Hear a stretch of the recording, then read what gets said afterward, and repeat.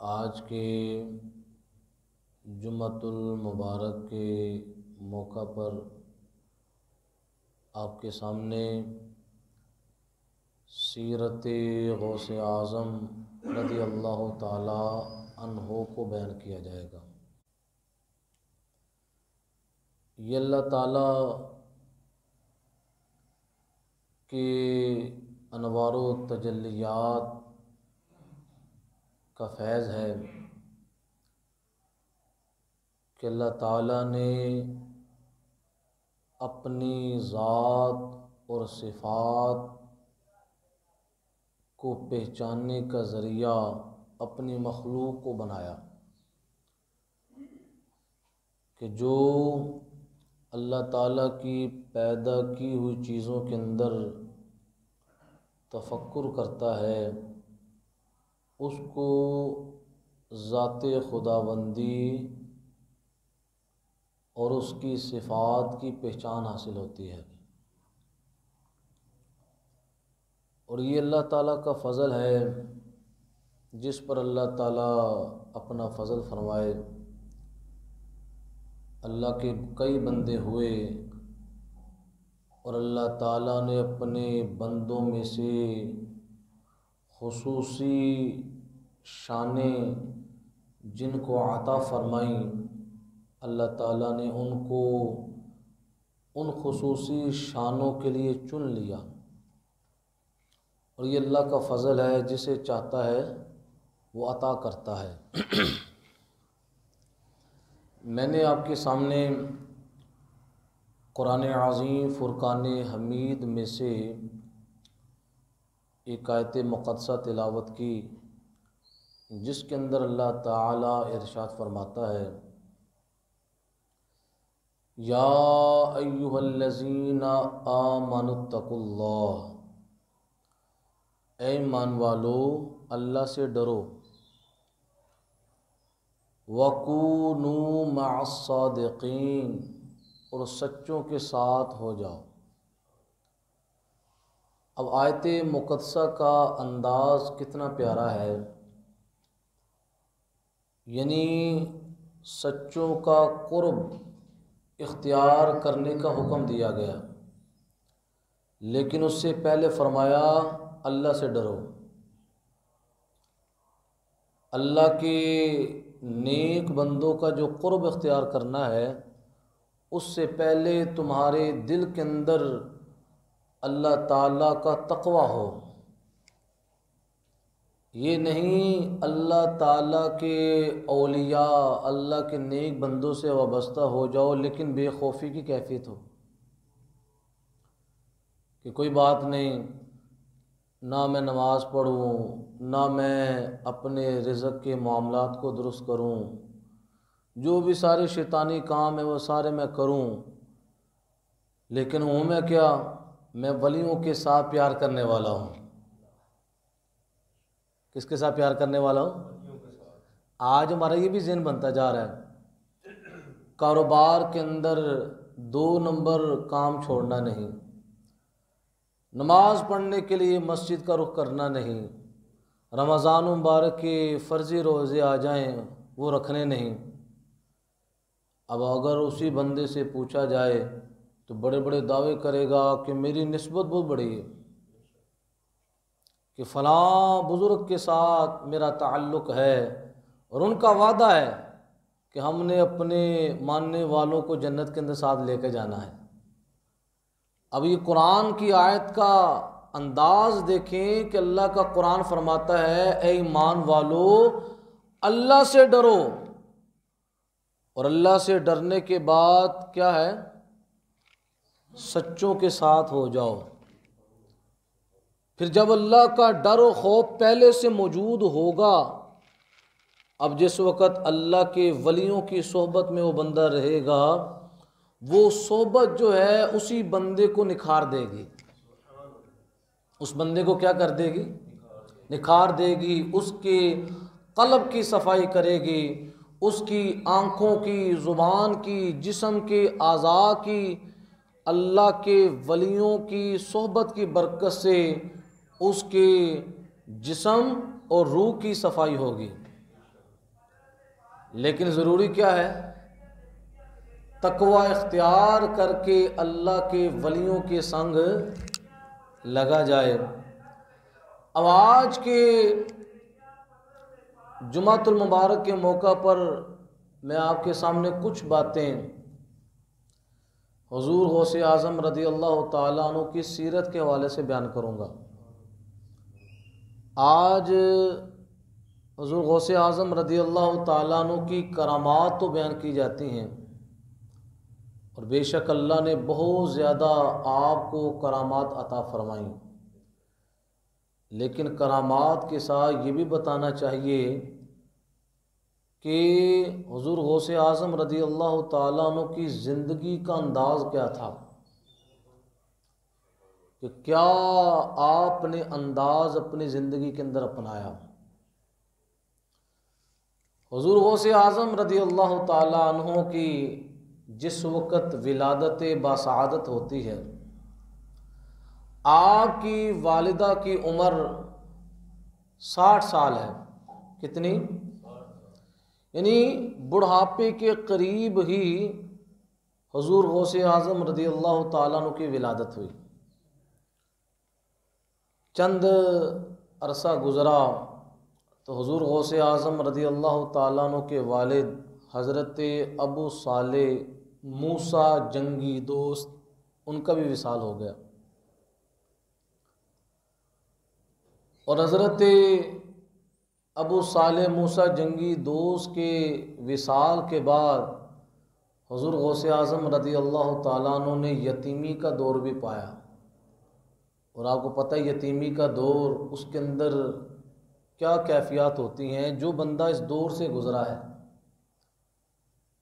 कि वालिद का साया सर से उठा लिया गया, आप अपने दादा हज़रत अब्दुल्ला की कफ़ालत के अंदर आ गए, और वरासत के अंदर हुजूर गौसे आज़म रज़ी अल्लाह ताला अन्हु के वालिद गिरामी ने ज़मीन भी छोड़ी हुई थी। तो एक दफ़ा हुजूर गौसे आज़म रज़ी अल्लाह ताला अन्हु ज़मीन पर ज़राअत करने के लिए तशरीफ़ ले गए, तो गैब से आवाज़ आई,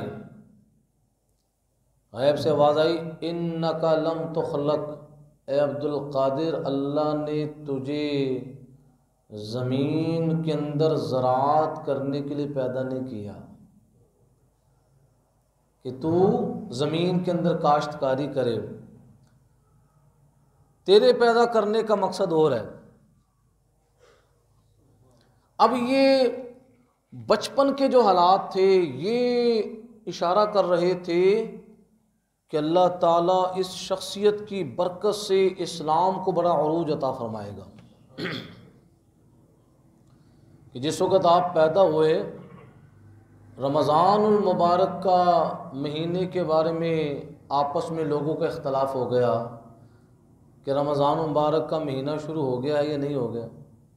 उसका फ़ैसला भी गौसे पाक ने किया। लोगों ने कहा वो सैयदों के घर में बेटा पैदा हुआ है, जाओ जाकर देखो कि उसने माँ का दूध पिया या नहीं पिया। तो गौसे पाक ने दूध कब पिया? जिस वक्त सहरी का वक़्त था। सहरी माँ के दूध से की, और इफ्तारी भी माँ के दूध से की। अब ये विलादत का आगाज़ ही रोज़े से हो रहा है। जब आप पैदा हुए, हालांकि शरीय अहकाम के अभी मुकल्लफ नहीं बने, शरीयत के अहकाम तो बालिग होने के बाद नाफिज होते हैं, लेकिन ये इब्तिदा ही से ये जो अल्लाह की अताएँ, अल्लाह की करम नवाजियों के सिलसिले जारी और सारी हैं, इससे ये इशारा हो रहा था कि अल्लाह ताला इनके ज़रिए इस्लाम को एक नई ज़िंदगी अता फरमाएगा। तो ये जो वाक़यात थे, जिस वक़्त आपकी उम्र मुबारक 18 साल की हुई, कितनी? 18 साल की हुई, तो वालदा की उम्र कितनी हो गई? 78 साल।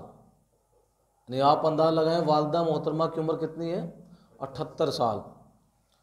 तो हुज़ूर गौसे आज़म रज़ी अल्लाह तआला अन्हु ने वालिदा की बारगाह के अंदर अर्ज़ की, अम्मी जान मैं चाहता हूँ इल्म हासिल करने के लिए मैं बगदाद शरीफ का सफ़र करूँ। किसके लिए? इल्म हासिल करने के लिए। अब वालदा ने जिस वक़्त बेटे की ये ख्वाहिश सुनी, आप ज़ुबान से कुछ न बोली, लेकिन दिल के अंदर जो चीज़ चल रही थी उससे ये पता था कि अगर मेरा बेटा पढ़ने के लिए बगदाद शरीफ की तरफ रवाना हो जाता है तो ज़िंदगी के ये अयाम चल रहे हैं, हो सकता है कि ज़िंदगी बेवफाई कर जाए और फिर बच्चे से मुलाकात ना हो सके। आपने बिल आखिर हज़ूर गौसे आज़म रज़ी अल्लाह ताला अन्हो के इसरार पर इन्हें इल्म हासिल करने की इजाज़त फरमा दी। उम्र कितनी है? 18 साल। और वरासत के अंदर हुज़ूर गौसे आज़म रज़ी अल्लाह ताला अन्हो के वालिद गिरामी ने 80 दिनार छोड़े हुए थे। कितने? 80 दिनार में से 40 दिनार हुज़ूर गौसे आज़म रज़ी अल्लाह ताला अन्हो की वालिदा ने आपके दूसरे भाई को दिए और 80 दिनार हुज़ूर गौसे आज़म रज़ी अल्लाह ताला अन्हो को सफ़र के ख़र्च के लिए दिए, क्योंकि उस वक़्त बगदाद शरीफ इल्म का बहुत बड़ा मरकज़ था और महंगा तरीन शहर था।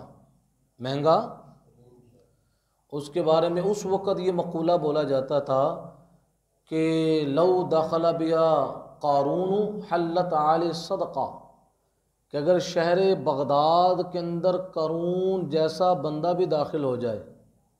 करून एक बादशाह गुज़रा है जिसके ख़जाने की चाबियाँ 70 ऊँट उठाया करते थे। काफिर बादशाह गुज़रा है, बहुत अमीर तरीन बादशाह।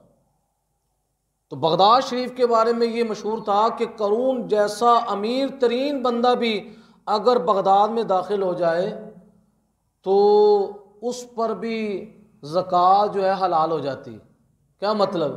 इतने बगदाद शरीफ के खर्चात होते थे कि जो पैसे साथ लेकर आता था वहाँ पर सारे खर्च हो जाते थे और कंगाल हो जाता था। यानी यहाँ पर सूरत हाल आ जाती थी कि यार अगर किसी ने किसी को ज़कात देनी है मुझे दे दे कि मेरे पैसे क्या हो चुके हैं। यानी इतना महंगा तरीन शहर था बगदाद। और गौसे आज़म रज़ी अल्लाह ताला अन्हु कितने दिनार साथ हैं? वो तो झटके के अंदर ख़त्म हो जाने थे, लेकिन वालिदा ने भेजा। सुभान अल्लाह, वालिदा भी अल्लाह की वलिया थी, वलियों का ख़ानदान है। मेरे गौसे आज़म का ख़ानदान वलियों का ख़ानदान है।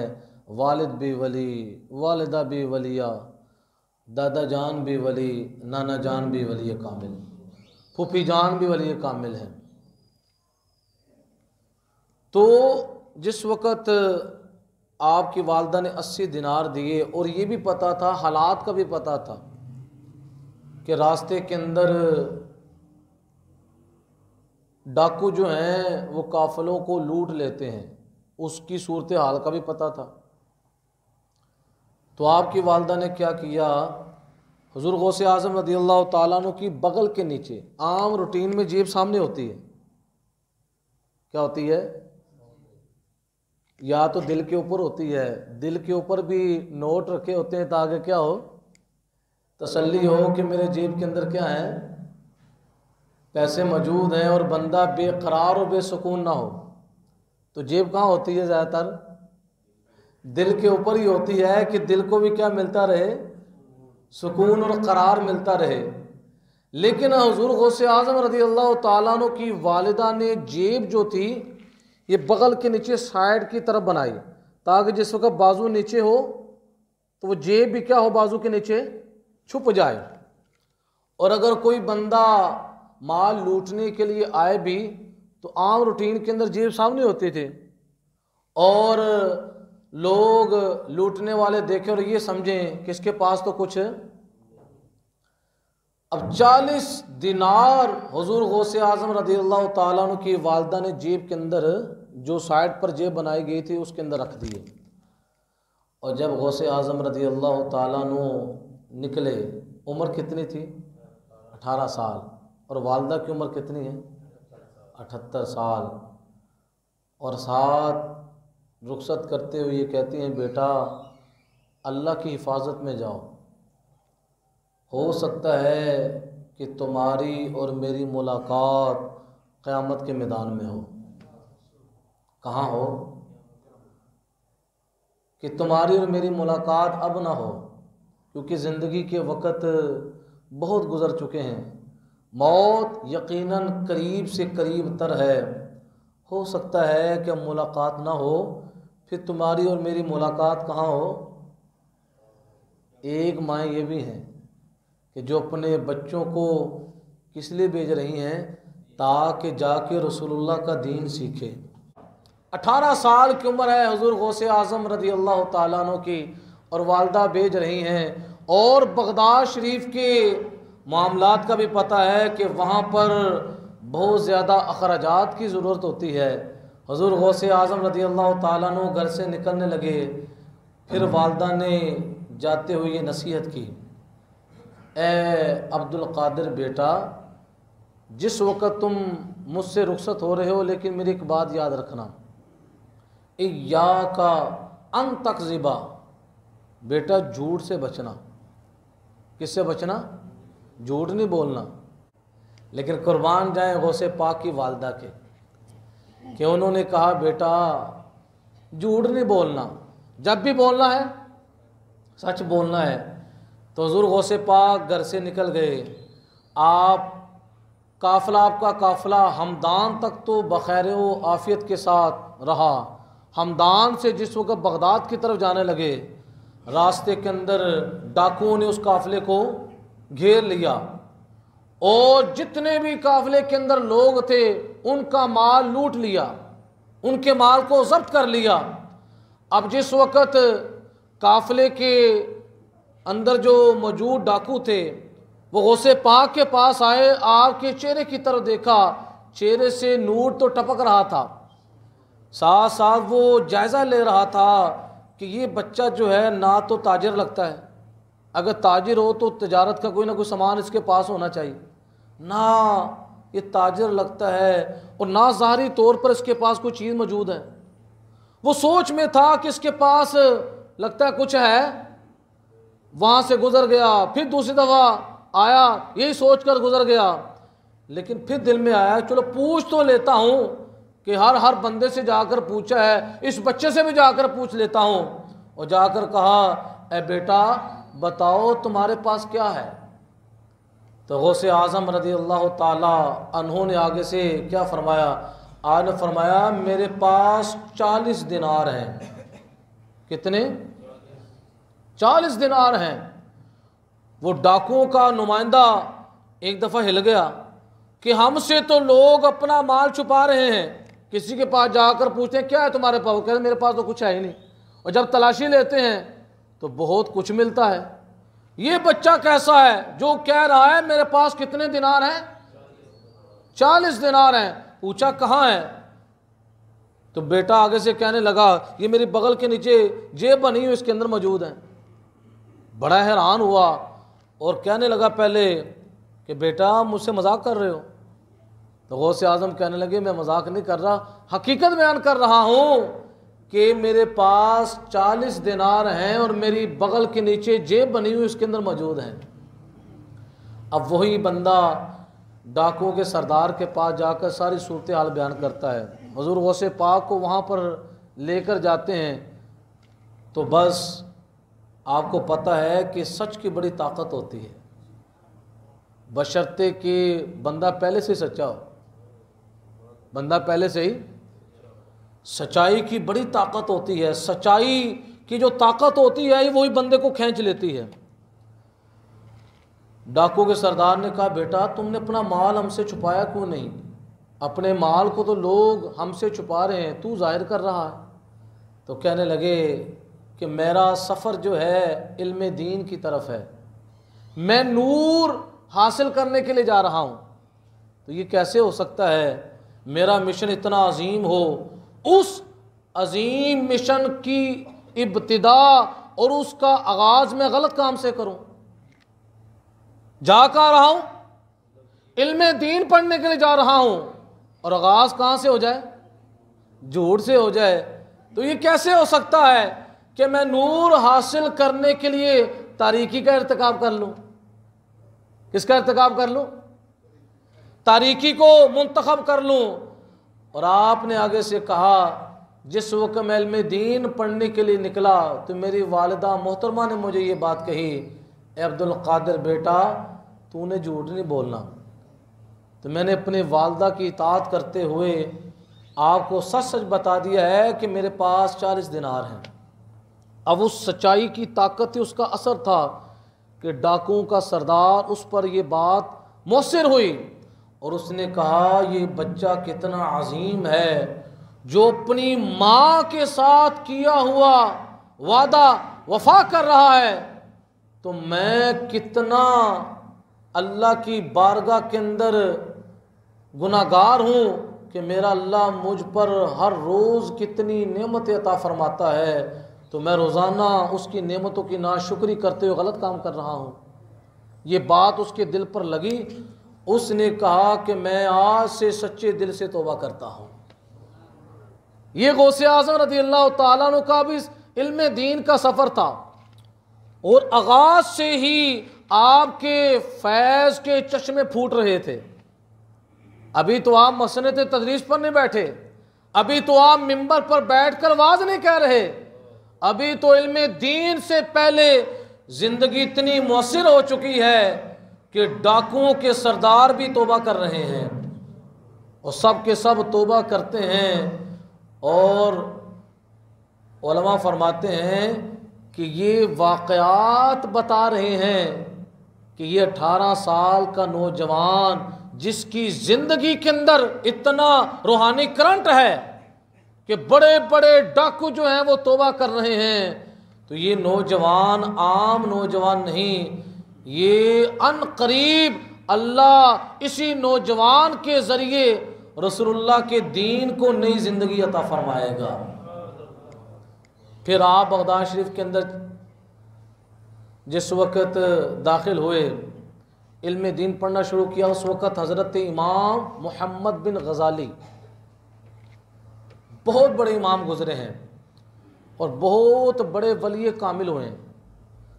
हज़रत इमाम गज़ाली मकाम सिद्दीक़ पर फायज़ हैं। ये वलियों के अंदर बहुत ऊंचा मकाम है, मकाम सिद्दीक़ियत। हज़रत इमाम मोहम्मद बिन गज़ाली की जो किताबें हैं उसको कई लोग पढ़कर विलायत हासिल कर चुके हैं। ऐसी कमाल की किताबें हैं। और जो अपने आप को नेक समझता है ना, नमाज़ों का एहतमाम कर रहा है, नफली इबादत का एहतमाम कर रहा है, लेकिन कल्ब के अंदर समझता है मेरे जैसा नेक पूरे इलाके में नहीं है। एक नेक नामी का ज़ोम भी होता है ना, यार मैंने इतने हज किए हुए हैं, इतना सदका खैरात मैं करता हूँ। तो हज़रत इमाम गज़ाली रहमतुल्लाहि ताला अलैह का अगर निसाब पढ़े तो उस निसाब को पढ़ने के बाद इंसान को पता चल जाए मैं कितना नेक हूँ। आपने उसके अंदर एक निसाब मुरत्तब किया कि अपने आप को परखने का आला क्या है, कि बंदे को पता चलता है मैं किस लेवल का बंदा हूँ और मेरी इबादत का मेयार क्या है। तो बगदाद शरीफ के अंदर जामिया निज़ामिया था, बड़ा मशहूर इदारा। उस इदारे से हज़रत इमाम गज़ाली रहमहुल्लाह इल्म हासिल करके आप किसी और जगह पर जा चुके थे और बगदाद शरीफ के अंदर हज़रत इमाम गज़ाली के दूसरे भाई हज़रत अहमद वो वहाँ पर मौजूद थे और हुज़ूर गौसे पाक रज़ी अल्लाह ताला अन्हु शहर बगदाद में दाखिल हुए और 488 हिजरी थी, 400। और आप बगदाद शरीफ के अंदर कब तक रहे इल्म हासिल करने के लिए? 521 हिजरी तक। ये 33 साल बनते हैं। कितने? 33 साल इल्म पढ़ा।